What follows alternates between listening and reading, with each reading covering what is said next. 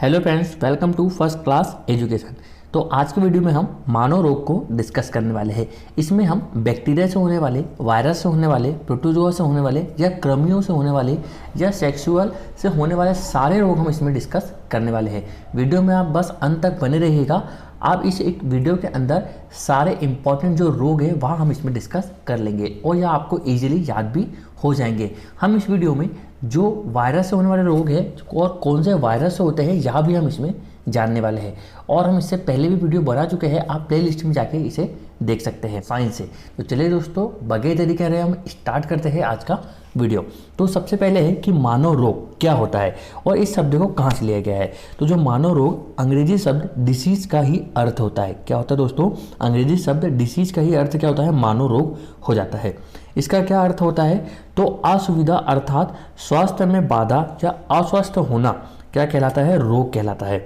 जो हमारा स्वास्थ्य होता है उसमें अस्वस्थ होना क्या कहलाता है? हमारा रोग कहलाता है। यह मानव रोग हम इसको कहते हैं। ठीक है, चलिए अब आगे बढ़ते हैं। तो अब हम देखेंगे इसमें कि मानव रोगों को हम वर्गीकृत किस प्रकार से कर सकते हैं या मानव रोगों का क्लासिफिकेशन कैसा है। तो मानव रोग कितने प्रकार के होते हैं? 2 प्रकार के होते हैं। कौन कौन से होते हैं? तो वह होता है, सबसे पहला होता है जन्मजात रोग और दूसरा होता है अर्जित रोग या जो एक्वायर्ड रोग जो अभी संक्रमक के थ्रू होता है। तो चलिए आगे बढ़ते हैं। अब जो अर्जित रोग होता है वह भी 2 प्रकार से होता है। कौन कौन सा है? वह है संचरणीय मतलब कि कम्युनिकेबल डिसीज और दूसरा होता है नॉन कम्युनिकेबल डिसीज या इसको हिंदी में क्या बोलते हैं? असंचरणीय रोग हम इसको कहते हैं। अब संचरणीय में भी 2 प्रकार के होते हैं। जो कम्युनिकेबल डिसीज होती है उसमें 2 प्रकार के होते हैं। कौन कौन से होते हैं? एक होता है प्रत्यक्ष संचरणीय जो डायरेक्ट ट्रांसमिशन होता है या जिसके हम डायरेक्ट संपर्क में आते हैं वह वाले रोग, और एक इनडायरेक्ट संपर्क में आते हैं वह वाले रोग जिसको हम क्या बोलते हैं? अप्रत्यक्ष संचरणीय रोग बोलते हैं। जैसे कि डायरेक्ट के बारे में बात करूँ तो चेचक, गोनेरिया, क्षय रोग जिसको हम टीबी बोलते हैं, काली खांसी, रेबीज या इन्फ्लुएंजा, यह सारे के सारे रोग किस में आते हैं? डायरेक्ट ट्रांसमिशन में आते हैं। ठीक है, इसमें से कुछ बैक्टीरिया है और कुछ वायरस है। अब जो इनडायरेक्ट है इसमें कौन कौन से है? तो हैजा, malaria, typhoid, polio, dengue, filaria, typhus, अमीबी, पेचिस, यह सारे रोग कैसे होते हैं दोस्तों? यह इनडायरेक्ट के अंतर्गत आते हैं। यह आपको याद रखना है। चलिए अब हम आगे बढ़ेंगे। अब जो जन्मजात रोग क्या होते हैं? तो सबसे पहले जन्मजात रोग तो क्या होता है दोस्तों? ऐसे रोग जो नवजात शिशु में जन्म के समय से ही विद्यमान होते हैं वह रोग क्या कहलाते हैं? जन्मजात रोग कहलाते हैं। आनुवांशिक विकार या जेनेटिक डिसऑर्डर इसको हम बोलते हैं, जैसे कि हार्मोन का असंतुलन, शरीर की प्रतिरक्षा प्रणाली या इम्यून सिस्टम जिसको बोलते हैं का सही तरीके से काम नहीं करना, या कुछ ऐसे कारक जो मनुष्य के स्वास्थ्य को प्रभावित करते हैं, जो मनुष्य के स्वास्थ्य को प्रभावित करते हैं, ऐसे रोग क्या कहलाते हैं दोस्तों? जन्मजात रोग कहलाते हैं। जैसे कि यदि जन्मजात रोग के बारे में बात करूँ, जैसे कि थैलेसीमिया, कौन सा होता है? थैलेसीमिया, हीमोफीलिया जिसको हम क्या बोलते हैं दोस्तों? शाही रोग के नाम से भी हम जानते हैं। तो क्या रोग से जानते हैं? शाही रोग के नाम से भी हम जानते हैं। स्किल सेल या रक्त अल्पता जिसको हम क्या बोलते हैं? ब्लड की कमी हम जिसको बोलते हैं, यहाँ उसका अर्थ हो जाता है। ठीक है दोस्तों, तो आई होप आपको यहाँ समझ में आया होगा। नेक्स्ट है हमारा अर्जित रोग जिसको बोलते हैं एक्वायर्ड डिसीज, या इसको हम संक्रमक या अप्रत्यक्ष के रूप में फैलने वाले रोग भी हम इसको कह सकते हैं। तो यह क्या क्या होते हैं दोस्तों? तो रोग का वह विकार जो जन्मजात नहीं होता है लेकिन विभिन्न कारणों या कारकों की वजह से हो जाते हैं, उन्हें हम अर्जित रोग कहते हैं। हमारे आसपास ऐसे रोगाणु या फोटोजन विद्यमान होते हैं जो हमारे शरीर में प्रतिरोधक क्षमता को या इम्यूनिटी को कम कर देते हैं या उस पर आक्रमण करते हैं और हमारे अंदर रोग उत्पन्न कर देते हैं। ऐसे रोग भोजन, पानी, वायु, त्वचा के माध्यम से मानव शरीर में प्रवेश करते हैं। ठीक है, अर्जित रोग हम जान चुके हैं कि कितने प्रकार के होते हैं। तो कम्युनिकेबल और नॉन कम्युनिकेबल। सबसे पहले हम नॉन कम्युनिकेबल और कम्युनिकेबल के बारे में जान लेते हैं और फिर हम आगे बढ़ेंगे इस वीडियो के अंतर्गत। चलिए, तो सबसे पहले होता है संक्रमक जिसको हम कम्युनिकेबल डिसीज बोलते हैं। ये रोग कई प्रकार के रोगजनक वायरस, बैक्टीरिया, प्रोटोजोआ, कवक और कीड़ों की वजह से होते हैं। ये रोगजनक आमतौर पर रोगवाहकों की मदद से एक जगह से दूसरे जगह फैलते हैं। इनको हम क्या बोलते हैं? कम्युनिकेबल डिसीज बोलते हैं।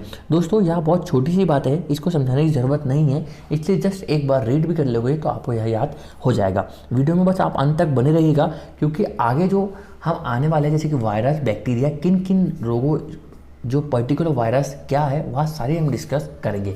तो वीडियो में बस आप अंत तक बने रहिएगा।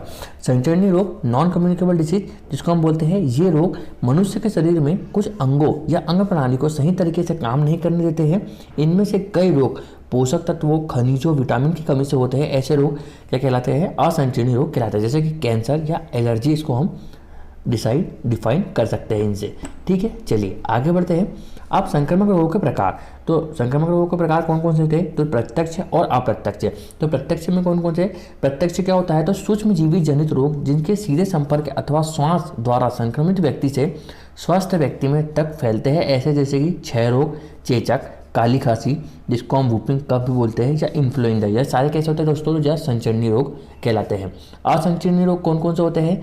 तो कुछ सूक्ष्म जीवी जनित रोग जैसे कि बैक्टीरिया के द्वारा रोगी के स्वस्थ मनुष्य होता है उसमें फैलते हैं, जैसे कि मलेरिया, हैजा, पोलियो, डेंगू, कालाजार, अफ्रीकन निद्रा रोग जिसको हम बोलते हैं, या सारे के सारे कैसे होते हैं? इनडायरेक्ट ट्रांसमिटेड होते हैं। ठीक है, चलिए अब दोस्तों अब हम आगे बढ़ेंगे। अब यहाँ से हमारा मेन पार्ट चालू होता है, विषाणुओं से होने वाले रोग। दोस्तों यहाँ से मेन क्यों है? क्योंकि आजकल के जो क्वेश्चन बन रहे हैं वह डायरेक्ट यही पूछ रहे हैं, जैसे कि आपसे पूछ लेगा कि जो खसरा रोग या मिजल्स है वह किस रोगाणु से होता है या किस विषाणु के द्वारा होता है। ऐसे ही क्वेश्चन आजकल पूछे जाते हैं, इसलिए यह आपके लिए काफ़ी ज़्यादा इंपॉर्टेंट हो जाता है। या इनसे पूछ लेंगे इससे कौन सा अंग प्रभावित होता है। ठीक है, चलिए सबसे पहले जानते हैं हम विषाणु से होने वाले रोग कौन कौन से है। तो वह है, सबसे पहले नाम आता है चिकन पॉक्स का। किसका आता है दोस्तों? चिकन पॉक्स का। दोस्तों इसमें कोई ट्रिक, बहुत सारे लोग ट्रिक बताते हैं, ये होते हैं वो होते हैं। दोस्तों ट्रिक एग्जाम में कभी याद नहीं आती, जिसे याद रहती है बहुत अच्छी बात है, पर मैं तो कहूँगा कि आप बार बार रिविजन करिएगा, आपको अपने आप चीज़ें याद होने लगेगी। आपको ट्रिक से सिर्फ विषाणु के नाम याद रहेंगे, लेकिन उसके रोगाणु या उसका कौन सा वायरस है यह याद नहीं रख सकते, और फिर कौन से अंग प्रभावित करते हैं यह भी याद नहीं रख सकते। इसलिए मेरा मानना है कि आप बार बार पढ़िएगा, आपको यह सारी चीज़ें एक साथ याद हो जाएगी। चलिए तो सबसे पहले बात करता हूँ चिकन पॉक्स की। तो रोगाणु यह किससे होता है दोस्तों? तो वेरिसोला वायरस जो होता है उससे यह होता है। कैसे संपर्क में आता है? तो यह सीधे वायु के संपर्क में आने से आता है। कैसे आता है? संचरण तरीका कौन सा दोस्तों? तो वायु के सीधे संपर्क में आने से यह हमें क्या करता है? इफेक्टेड करता है। अगला है हमारा स्मॉल पॉक्स। कौन सा है? Small pox. इसका कौन सा है दोस्तों? तो वायरोला मेजर या वायरोला माइनर। कौन सा है? वायरोला मेजर या वायरोला माइनर, यह दोनों इसके वायरस से होता है। यह भी सीधे वायु के संपर्क में आने से हमें इन्फेक्टेड करता है। अगला है हमारा खसरा या जिसको हम बोलते हैं मीजल्स। रूबेला वायरस से होता है। कैसे होता है दोस्तों? रूबेला वायरस से होता है और यह वायु के संपर्क में आने से होता है। अगला है हमारा पोलियो।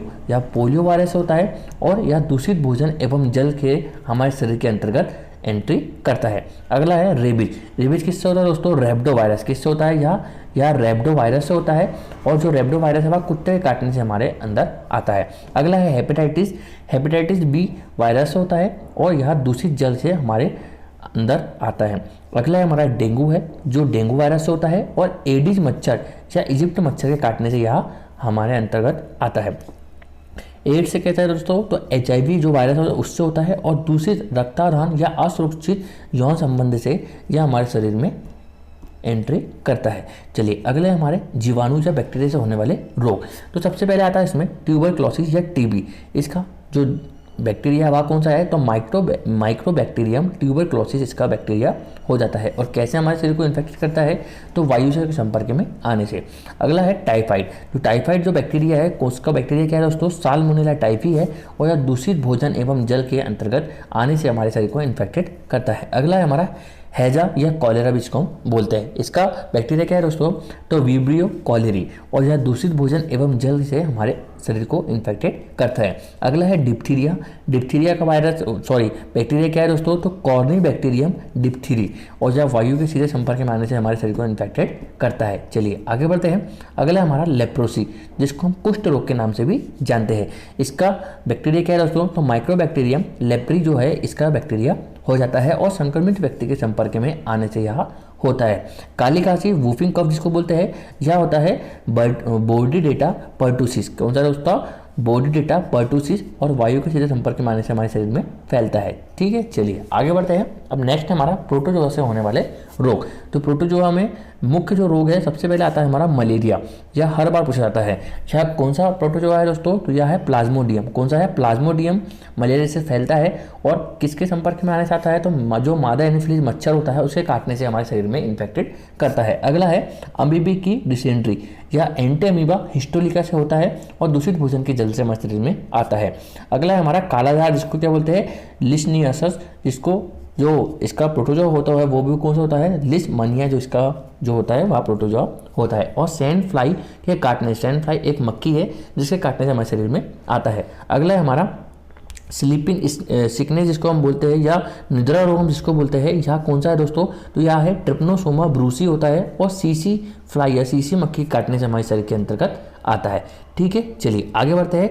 अब कृमियों वाले या हेलमिंथस द्वारा होने वाले रोग, यह भी कभी कभी पूछ लेता है। तो फाइलेरिया या हाथी पाँव जिसको बोलते हैं, इसका क्या होता है दोस्तों कृमि? तो वह होता है वाउचेरिया ब्रैंकोफाइटिस। और यह किससे काटने से होता है? तो यह एडिस और क्लूलेक्स मच्छर जो होता है उसके काटने से होता है। एस्केरियासिस किससे होता है दोस्तों? तो एस्केरियासिस लंबरीकोइड से होता है और यह दूषित भोजन जल से हमारे अंतर आता है। नेक्स्ट है हमारा इकाइनोकस। इकाइनोकस किससे होता है दोस्तों? तो यह इकाइनोकस ग्रेनुलोसस से होता है और दूषित भोजन जल के अंतर्गत हमारे शरीर के अंतर्गत आता है। चलिए अब अगला है हमारे यौन संचालित रोग, जिसको हम बोलते हैं सेक्सुअल ट्रांसमिटेड डिसीज। तो यह कौन सी दोस्तों? तो सबसे पहले इसका नाम आता है इसमें एड्स का।